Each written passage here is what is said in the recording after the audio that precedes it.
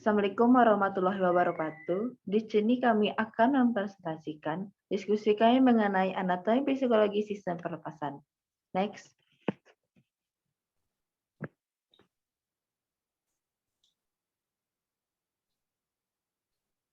Dan di sini kami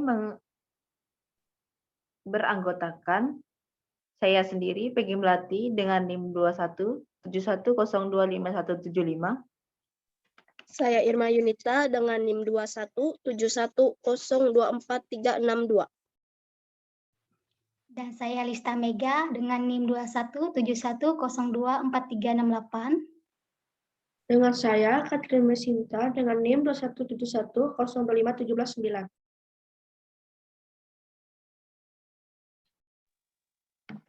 Anatomi hidung. Anatomi hidung merupakan organ penting yang harus mendapatkan perhatian lebih dari biasanya. Dan hidung merupakan salah satu organ perlindungan tubuh terhadap lingkungan yang tidak menguntungkan. Hidung terdiri atas hidung luar dan hidung dalam. Hidung luar menonjol pada garis tengah di antara pipi dengan bibir atas. Struktur hidung dapat dibedakan atas 3 bagian, yaitu paling atas kubah, tulang yang tidak dapat digerakkan. Di bawahnya terdapat kubah kartilago yang sedikit dapat digerakkan, dan yang paling bawah adalah lobulus hidung yang mudah digerakkan. Puncak hidung biasanya disebut apex agar ke atas, dan belakang dari apex disebut batang hidung. Dorsum nasi yang berlanjut sebagai kepangkal hidung dan menyatu dengan dahi yang disebut columella membranosa, mulai dari apex yaitu disposterior bagian tengah, pinggir, dan terletak distal dari cartilago septum. Titik pertemuan columella dengan bibir atas yang dikenal sebagai dasar hidung di sini dari bagian bibir. Selanjutnya akan dibacakan oleh Irma Yunita.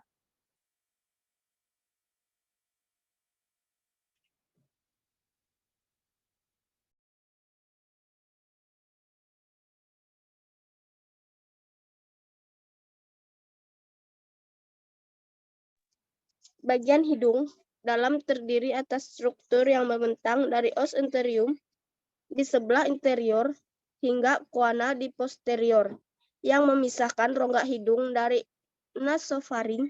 Rongga hidung atau kafum nasi berbentuk peninggalan dari depan ke belakang, dipisahkan oleh septum nasi di tengahnya menjadi kafum nasi kanan dan kiri.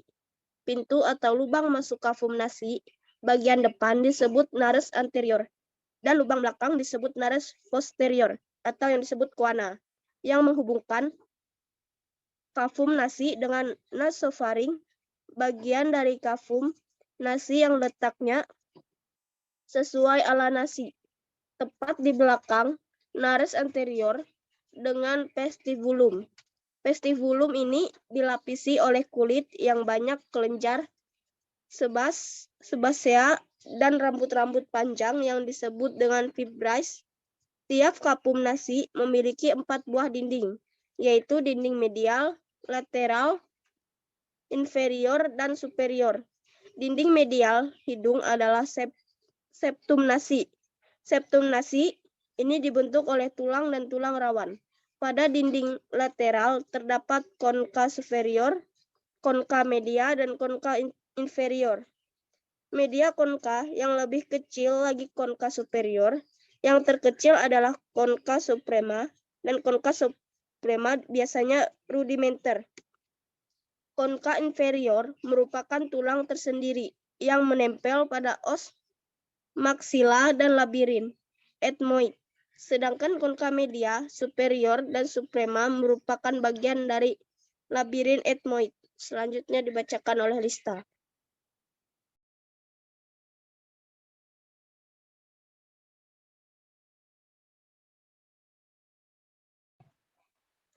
Selanjutnya, persyaratan pada hidung. Persyaratan pada hidung bagian depan dan rongga atas hidung mendapatkan persyaratan sensoris dari nervus ethmoidalis anterior yang merupakan cabang dari nervus nasoliraris yang berasal dari nervus ophthalmicus.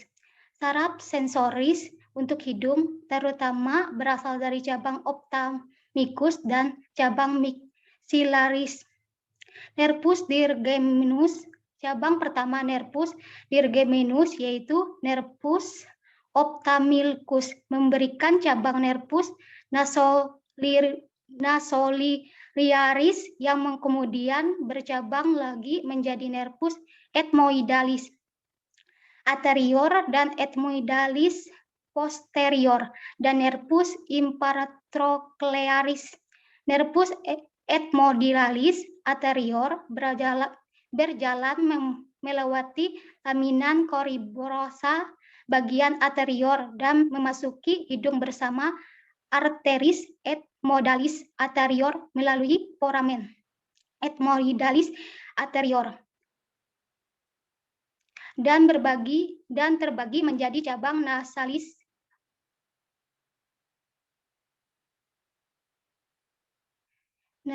internus, medialis dan lateral. Rongga hidung lainnya sebagian besar mendapatkan persarapan sensoris dari nervus makasila melalui ganglion sphenopallatinum. Ganglion sphenopallatina selain memberikan persaratan sensoris juga memberikan persarapan posopotor atau otom untuk pokosa hidung. Ganglion ini menerima serabut. Selanjutnya dibacakan oleh Katrin.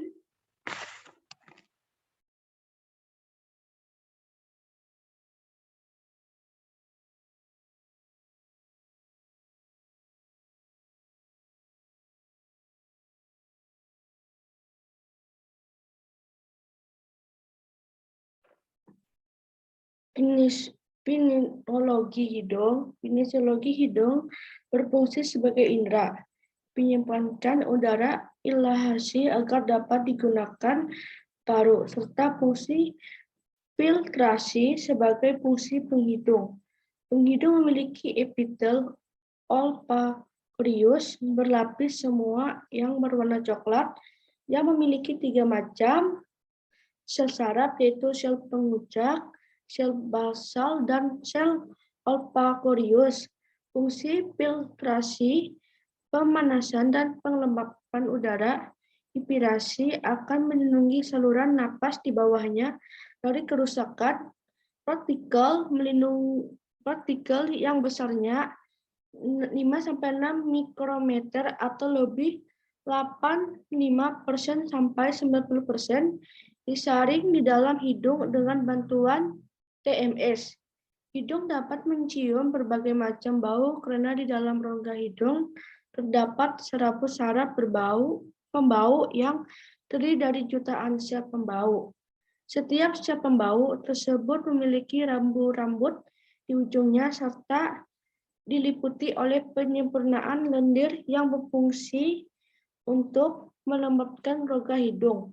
Saat kita bernapas, yaitu pertemuan udara dari luar, molekul-molekul bau yang melayang di udara akan masuk ke dalam rongga hidung dan bertemu dengan sel-sel pembau.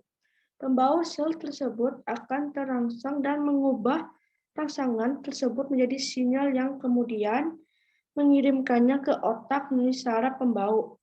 Dengan demikian, kita dapat mencium berbagai macam bau dari udara luar.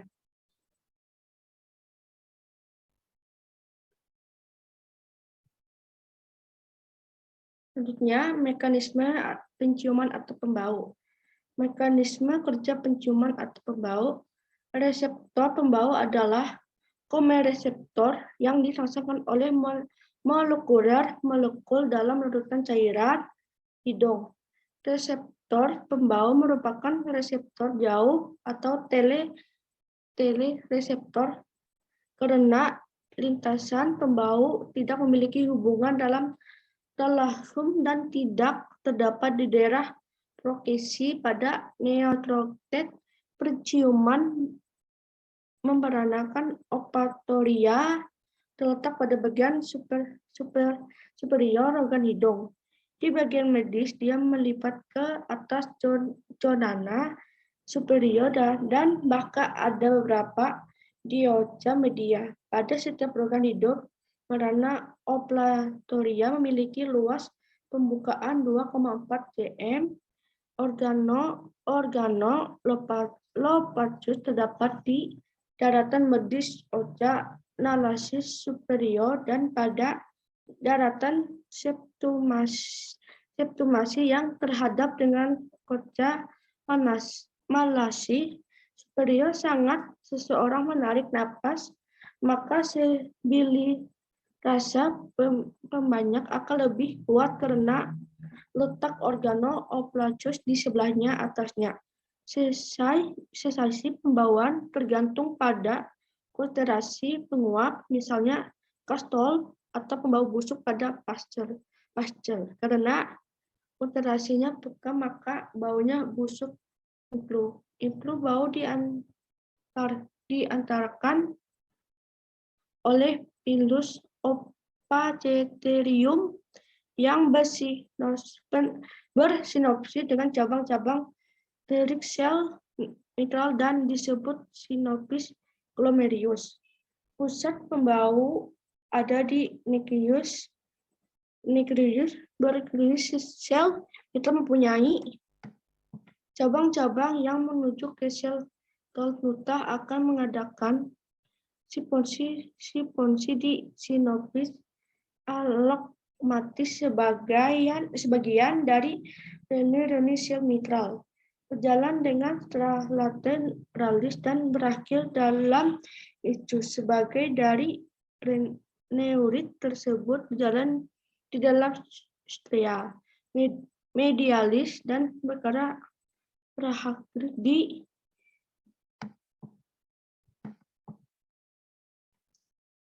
di dalam area septaliasi. Jalannya mengikut pembawaan adalah sebagai berikut, disebut siniposi glomerulus.